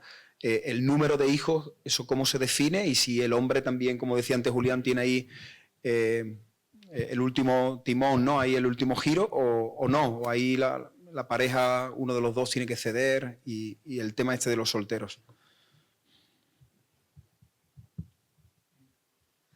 Yo empezaría con la segunda pregunta, porque claro, creo que es bastante fácil la respuesta. Mi respuesta sería un no definitivo, porque claro, ese niño que está en el vientre de esa chica soltera tiene un padre, y Dios da niños dentro del marco de un pacto. Hay un padre y hay una madre. Entonces, claro, no se trata de que esta muchacha, no se trata de su voluntad, sus caprichos, de sus antojos. Si el Señor quiere que esta dama engendre hijos, pues Él se encargará de enviar un Adán, un Isaac a su vida y podrá procrear para la gloria de Dios sin pecar contra la Escritura y podrá hacerlo libremente y con toda buena conciencia. Pero claro, ella, siendo soltera, quiere formar una familia porque a ella le da la gana, lo siento mucho, así no razona un cristiano. Cristiano razona a partir de la gloria de Dios, la voluntad de Dios. Mi voluntad no importa, importa la voluntad del Señor. Él quiere que el niño nazca en el contexto de un pacto matrimonial, que es bello, que es bueno para la sociedad y bello y bueno para el niño. Así que no debemos pensar tanto en nosotros, sino pensar en voluntad de Dios y también en el tema del niño. En cuanto al número de los hijos, yo sé que es una pregunta, bueno, que muchas veces nos hacemos y creo que son cosas que la pareja, de nuevo, aquí no hay, lo que creo que Israel antes usó la expresión de, él habló de áreas grises, ¿verdad? Decía algo así. Yo creo que eso es. Cada pareja tiene su libertad delante del Señor, no hay normas en la palabra del Señor. Entiendo que sí, forma parte del mandato creacional de multiplicarnos, ¿verdad? Procrear, Dios quiere. Ciertamente el matrimonio, uno de los propósitos del matrimonio es procrear para la gloria de Dios, tener una simiente piadosa para bendecir la iglesia, para bendecir la sociedad. Amén. Sí, entiendo que una pareja cristiana tiene que intentar procrear. Ahora, la cantidad de niños en sí ya depende, ¿no? Que la pareja hace bien en hablar sobre esto. Y si alguien no quisiera tener más niños, si por ejemplo hay un partido en el matrimonio, digamos que la mujer no quiere tener más niños, pero el padre sí, mi pregunta sería, ¿cuáles son las razones por las que esta dama no quiere tener más niños? ¿Es un argumento legítimo o es simplemente su comodidad? No quiere porque de nuevo ella es su voluntad tiene que prevalecer, ¿no? ¿Son argumentos legítimos o son argumentos ya egoístas? En cuanto al tema de tener niños, lo que sí creo es que tenemos una vocación para tener hijos. Sí, por egoísmo o eso, comodidad, ¿no?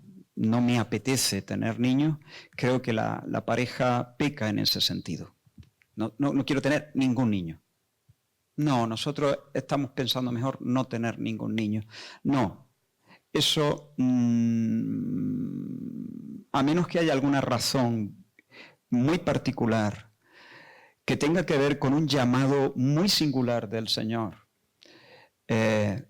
yo creo que eso no viene de Dios. Eso va a venir de un corazón cómodo, egoísta. Si puedes tener 2 niños, mejor que 1. Si puedes tener 3, mejor que 2. Ahora, en cuanto a este tema del hombre, si puede, digamos, puede persuadir. Yo creo que puede persuadir. En este caso el liderazgo sería persuadir, pero no forzar, no obligar, no, eso no funciona así, ¿no? Puede persuadir. Ahora, la mujer debe tener buenas razones, ¿no? Como decía, la mujer debe tener una disposición en este y en todos los casos a seguir el liderazgo. Pero también se me ocurre que puede haber razones legítimas de peso para decir, no es prudente seguir buscando más niños, ¿no? Tengo 3 cesáreas, cariño, ¿no? O, yo qué sé.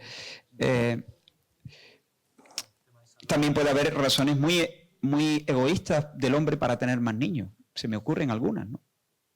En otras culturas, por ejemplo, y a tener niños y prácticamente los críe ella, ¿no? Pues, pero bueno, el tema de la fecundación in vitro, quiero decir algo en cuanto a eso. Obviamente, mujer soltera no. O sea, la paternidad no es un derecho. Nadie tiene el derecho de ser padre. Nadie. La paternidad es un don. Es diferente. Es totalmente diferente.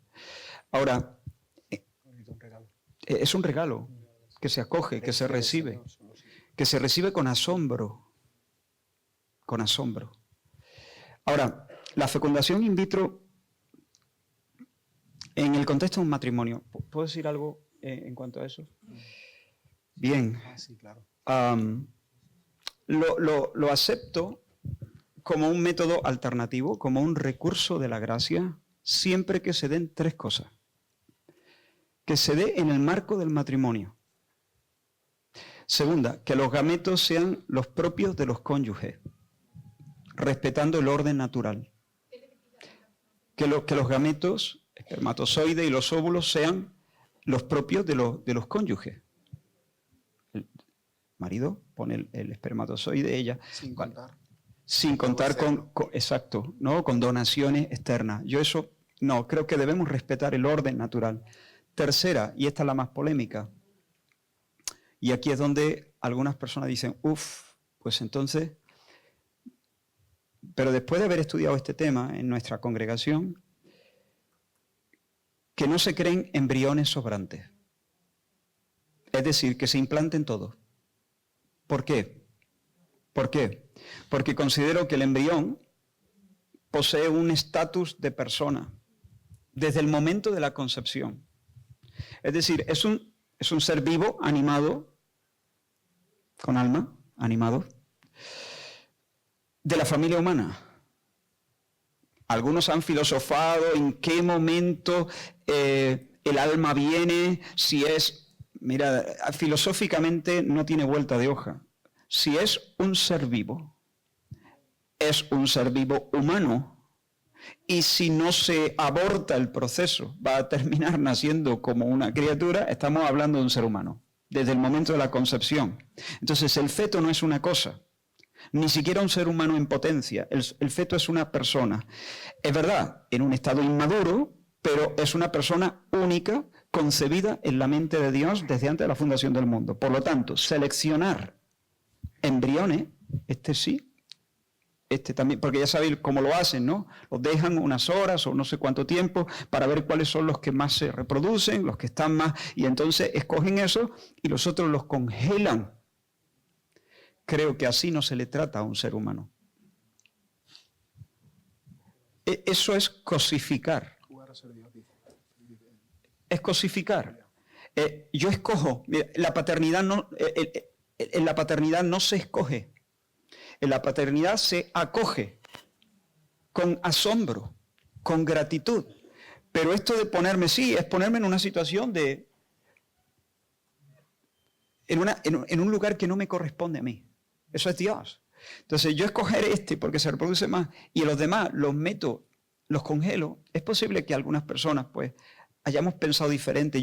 En realidad yo no tenía claro esto hasta que me puse a estudiarlo. Es más, yo pensaba que no había ningún problema. Es más, yo había felicitado a personas que sencillamente desconocía el tema, pero cuando me puse a mirarlo dije, esto no va tan así. Creo que necesitamos movernos de otra manera. Y mira, una cosa más, ¿no? Encontré aquí una frase de John Wyatt que dice, absteniéndose de la tecnología de la reproducción, una pareja sin hijos puede dar testimonio del orden divino de la creación, a la vez que tiene que pagar el precio de la exclusión de parte de las bendiciones de ese orden. Es decir, asumiendo que no vamos a tener hijos naturales, estoy confirmando y dando testimonio de que el orden natural es el orden divino, ¿no? Como comunidad cristiana tenemos que aprender a reconocer y honrar el doloroso sacrificio que hacen esas parejas. Y luego, una última frase, en un mundo con tantos niños tristes, abusados, abandonados y discapacitados, ¿no sería posible que una pareja infecunda encontrara una manera alternativa de llenar ese profundo deseo de paternidad dado por Dios? ¿No es posible que a través de la adopción o de la acogida legal, ocupándose de los no deseados y rechazados de nuestra sociedad, hubiera una mejor manera que recurrir a la tecnología de la reproducción con todos sus riesgos y ambigüedades? Entonces, bueno, creo que esa es una salida muy, muy preciosa para la Iglesia. Acogida legal, adopción. Bueno. No. Dos preguntas sobre el tema del matrimonio. ¿Debería un creyente ir a una boda de un creyente con un incrédulo? Y la segunda, ¿debería un creyente asistir a una boda entre dos homosexuales? Respondo yo. No. No a las dos. No a las dos. Y en mi punto de vista, no sé ahora. Pero la segunda no es un matrimonio. no es un pacto, es una caricatura del matrimonio, una distorsión del pecado, Romanos capítulo 1. Os recomiendo leer, buscar en internet un artículo donde le preguntan a John Piper precisamente sobre esto. John asistiría a la boda homosexual, bueno, incluso de su propio hijo, y él da varias argumentaciones de por qué no asistir. Es algo que no se ata en el cielo, algo donde el Señor no está presente, estamos participando del pecado, estamos promoviendo también ese estilo de vida. Claro, y luego viene el chantaje emocional. ¿Y qué pasa si es tu hijo? Bueno, pues si es mi hijo me quedo en casa de rodillas llorando y orando, esperando que el Señor toque su corazón y regrese a casa. Él pone el precioso ejemplo del hijo pródigo. El hijo sale y el padre está donde siempre ha estado, esperando que el hijo regrese. Así que no tenemos que entrar por ese chantaje emocional. Es que es mi prima, es que es mi hija. Ya, precisamente por eso. Porque es mi hija, aquí estoy. Es que decir no es amar. Y no participar es amar. Lo que pasa es que nos han vendido un amor también de peluche, ¿no? Como dice Will, ¿no? Y tratan de jugar sus cartas chantajeándonos emocionalmente. Pero el padre que le quita el cuchillo al hijo lo ama, no le está diciendo. Así que, bueno, si alguien quiere complementar algo más sobre este asunto, pero sí. Así que creo que no deberíamos de participar, sea tu mejor amigo, sea tu padre o tu hermano, que se quiere unir a una persona homosexual. La segunda, la primera, que quizás es más delicada, y no sé cuál es vuestra opinión, quizás no estáis de acuerdo conmigo, pero un creyente que decide casarse con un incrédulo, yo no participaría, porque entiendo que descaradamente le está diciendo al Señor, quiero hacer mi voluntad, sé que esto no lo puedo hacer, pero lo estoy haciendo. Por supuesto es diferente porque se está uniendo con un hombre, se está uniendo con una mujer, y en el momento que se casen yo los voy a tratar como un matrimonio y ya está, pero yo personalmente mi conciencia no estaría tranquila, porque al final estamos celebrando algo que esa persona descaradamente ha dicho al Señor, he conocido a esa persona, la quiero, está llenando mi vacío, el Señor la va a convertir y bueno, aquí estoy y te invito a mi boda. Personalmente, y eso es algo que me he tenido que cuestionar en varias ocasiones, claro, al conocer también a tantas personas como pastor. Así que bueno, mi argumento es que no estaría, porque esa persona, entendiendo lo que el Señor dice en la palabra, por diversas situaciones y motivos, finalmente ha decidido casarse, y creo que como creyentes no deberíamos estar ahí participando y diciendo gloria a Dios o bendiciendo a eso cuando sabemos que está desobedeciendo. Pero entiendo que quizás hay puntos de vista diferentes. Si podemos responder breve, así tratamos de responder a otras preguntas. Si hay algo más que decir, si estáis de acuerdo o queréis meter algún matiz. Yo agregaría un par de versículos para apoyar lo que acabas de decir, ¿no? 1 Corintios 7, versículo 39, Pablo da libertad al creyente para casarse con la persona que sea, con tal de que sea en el Señor, ¿no? Entonces, ¿por qué no buscar a un varón, una mujer cristiana? Y luego el texto clásico, 2 Corintios 6, ¿no? 2 Corintios capítulo 6, versículo a partir del 14 en adelante, no os unáis en yugo desigual con los incrédulos. ¿Qué compañerismo tiene justicia con la injusticia? ¿Qué comunión la luz con las tinieblas? ¿Qué concordia Cristo con Belial? Así que sí me gustaría estos dos textos para apoyar lo que el pastor ahí ha comentado. Yo quizá, a menos que sea, a ver si armo el pensamiento. Por ejemplo, en nuestra iglesia, por norma general, esto no ocurriría. ¿Por qué? Porque hubiésemos entrado en una disciplina eclesial, ¿no? Entonces, si yo estoy tratando, nosotros no hacemos cristianos o deshacemos cristianos a nadie. Nosotros no. Eso es Dios por el soplo del Espíritu Santo, ¿vale? Pero la Iglesia sí tiene la prerrogativa divina de atar o desatar y sentar a la mesa o remover de la mesa del Señor a alguien, que es lo que se llama excomunión, ¿no? Entonces, si nosotros lo tratamos como un no creyente, es decir, si nosotros lo excomulgamos, lo sacamos de la comunión y no permitimos que comulgue con nosotros, entonces lo estamos tratando como un no creyente. Y yo sí puedo ir a la boda de dos no creyentes. Entonces, ahora, yo no iría a la boda de un creyente que se casa con un... Pero si se ha hecho el proceso de disciplina, puede ser mi hijo, por ejemplo, ¿no? Y mi hijo no es creyente. Por lo menos como iglesia hemos dicho, mira, como dice Jesús, ve estando tú y él solo, luego si no, aumenta la presión santa, ¿no? Y si no, dilo a la iglesia, si no ya la iglesia, tenle por gentil y público. Es decir, tenle como no creyente. Ahora, yo le tengo entonces como no creyente, lo sacamos de la membresía de la iglesia y de la mesa del Señor. Yo lo tengo como no creyente, pero lo quiero como a mi hijo. Y mi hijo no es creyente, se está casando con un no creyente, yo voy a la boda de mi hijo no creyente. Entonces, digo sí, totalmente, lo que ha dicho Moisés, lo respaldo completamente, pero también apunto esto, ese sería el proceso, ¿no? Entonces yo lo considero un olmo y no le pido pera,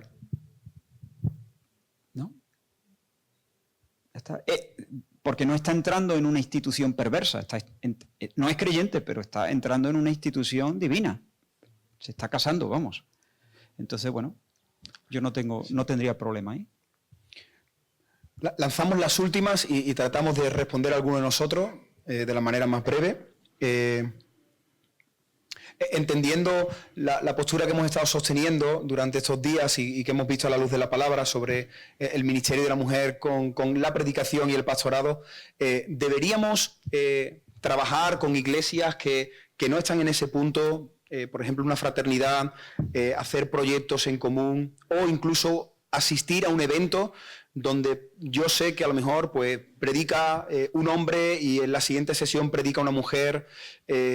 Como creyentes, como iglesia, podríamos participar, depende ya también de la conciencia de cada uno. Entendemos, ¿verdad? Nos movemos dentro de un ámbito cristiano donde varias veces, ¿no?, lo que salimos a predicar nos hemos visto en estas situaciones, que estamos un fin de semana y el sábado quizás pues me toca predicar y el domingo han invitado también a una joven creyente o a una pastora a compartir la palabra. Rehusamos de estar ahí o participamos, y al estar participando estamos colaborando con esa iglesia que está confundida. Esa es la pregunta, ¿no? Si estamos promoviendo ese error doctrinal. Así que no sé si alguno de vosotros, Will, quizás tú tienes mucha experiencia en cuanto a esto, ¿verdad? Bueno, Will, los que hemos salido también, pero Will, te has movido mucho en diferentes terrenos. ¿Qué opinas sobre mantener unidad y compartir con iglesias que no están en esa misma postura? Alguna cosa sería, yo como predicador itinerante, salgo a predicar a un sitio y ahí no voy a causar problemas, ¿no? Me han invitado a predicar, estoy para predicar y punto. Otra cosa es ya yo ejerciendo el oficio de pastor en una iglesia local, donde mis decisiones tienen, ¿verdad?, ciertas consecuencias para la iglesia. Así que nosotros estamos aquí en Almería, en una asociación de pastores. De hecho, tenemos la reunión mensual esta noche, una vez al mes, suele ser el primer lunes de cada mes. Y sí, hacemos proyectos, hacemos cosas conjuntamente, pero claro, si hay algo que a lo mejor, algo que fuese en contra de mis convicciones personales o de la perspectiva de nuestra iglesia, simplemente en ese evento puntual no participaríamos. ¡Aleluya! El español es difícil. Salió.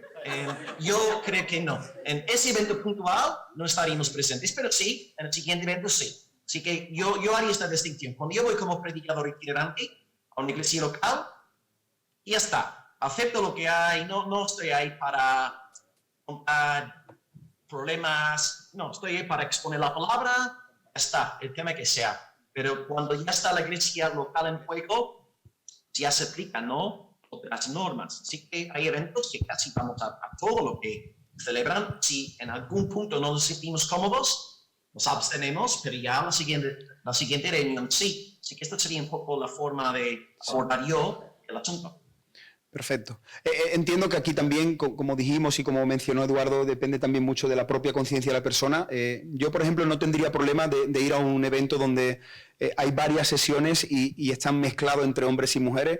No estaría ahí y luego en el momento que interviene la mujer me saldría. Yo personalmente participaría de ese fin de semana, si hay algunos predicadores y queremos ir como iglesia. Ahora, haría una diferencia entre que el evento sea dirigido y llevado simplemente por una mujer, ¿no? El sábado siguiente vamos a ir a un evento donde va a predicar una mujer, pues ahí quizá no participaría y animaría a que los jóvenes o a que la iglesia no estuviésemos. Pero en el otro contexto, si es un lugar donde hay varias conferencias y me interesa porque creo que puede ser enriquecedor, pues creo que puedo ser capaz y estoy preparado para estar ahí sentado, escuchar lo que la hermana diga y retener lo que el Señor hable a mi corazón. Nosotros, por ejemplo, si se organizase, bueno, se organiza todos los años, ¿no? Unos cultos unidos en la provincia, ¿qué te digo yo? Nosotros participaríamos sin problema, sin problema. No solo iríamos el día que predica el hombre, también iríamos el día que predica la mujer. Si hay...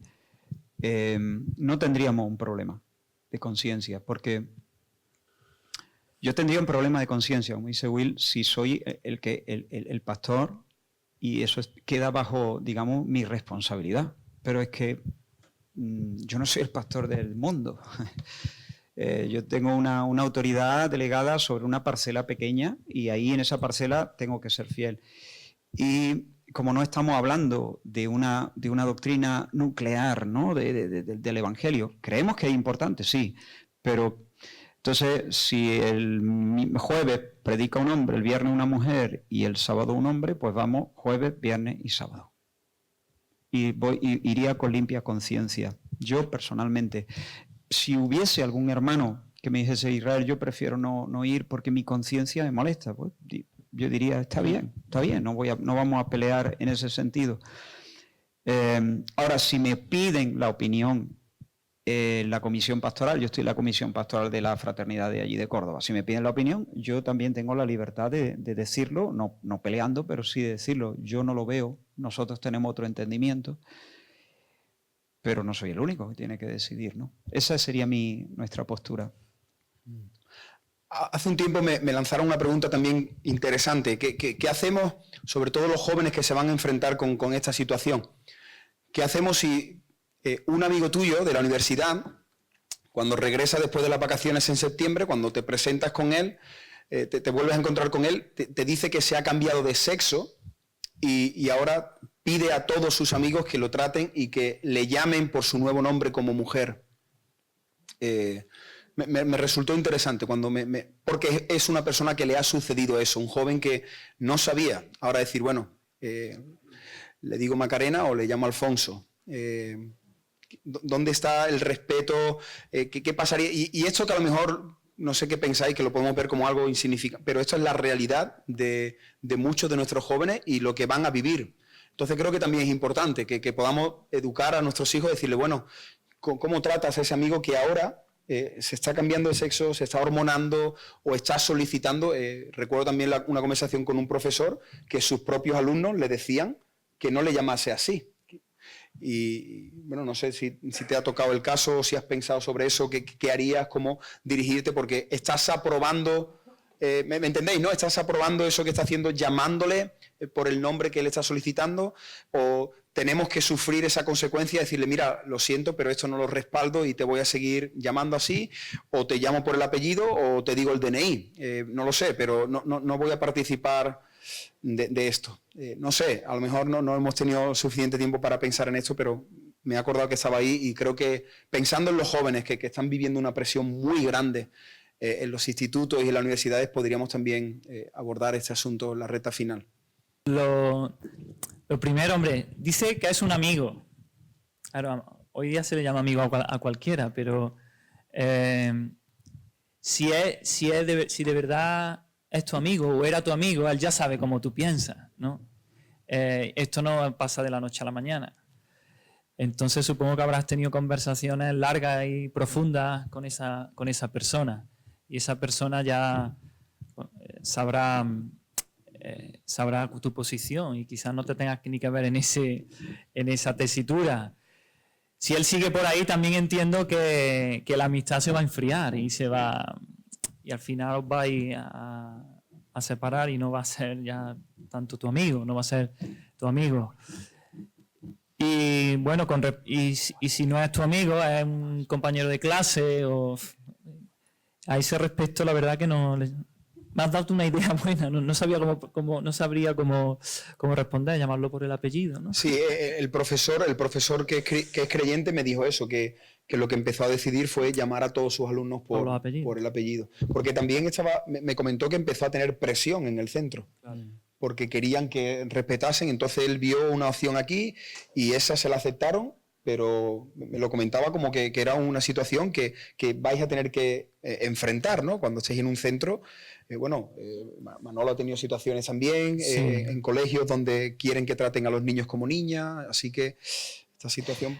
En un sentido, a ver, yo podría llamarle por el nombre que escoja, porque el nombre es algo que no, bueno, sí, es verdad que, pero es un nombre propio. Lo que no podría es tratar a la persona siguiéndole el rollo a su fantasía. O sea, yo te voy a llamar por el nombre que tú escojas. Tú eres mi amigo Eduardo, pero tú dices que tú eres Laura. Ok, a partir de ahora, Laura. Pero te voy a tratar como un hombre, porque tú eres un hombre. Eres un hombre que te llamas Laura. Pero lo que no me puede obligar es a tratarle como yo sé. O sea, es una mentira, es una fantasía. Entonces tú no me puedes obligar. Entonces, si me hiciera pensar que yo le agredo, yo le intentaría dar la vuelta a la tortilla y hacerle pensar que el agresor es él. Porque si él se pone enfermo, el médico lo va a tratar según su anatomía. Entonces, yo estoy alineado con la realidad y él no. Y él me quiere imponer una fantasía a mí. Él me está atropellando, él me está agrediendo, él no está siendo buena persona con esto. Yo creo que a veces tenemos también que hacerle ver a las personas, darle la vuelta a la tortilla. O sea, yo no soy el agresor eres tú. ¿No? Entonces, bueno, con cariño, pero también con firmeza.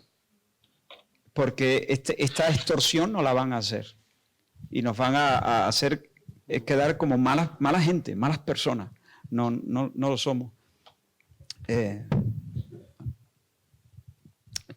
Muy bien, pues sintiéndolo mucho nos encantaría, ¿no? Bueno, a muchos de los que estamos aquí creo que nos gustaría continuar. Os pedimos disculpas también a todos los que habéis enviado preguntas, quizás por el tiempo pues no ha sido posible responderlas aquí, pero podemos tener otros espacios, ¿no? Incluso esta dinámica es interesante hacerla en las congregaciones, ¿verdad? Creo que en alguna ocasión habéis hecho algo así allí en Córdoba, donde podemos sentarnos y estudiar diferentes temas y tratar de ver qué es lo que dice el Señor a la luz de la palabra sobre muchas áreas diferentes. Pero vamos a dejarlo aquí, vamos a terminar aquí.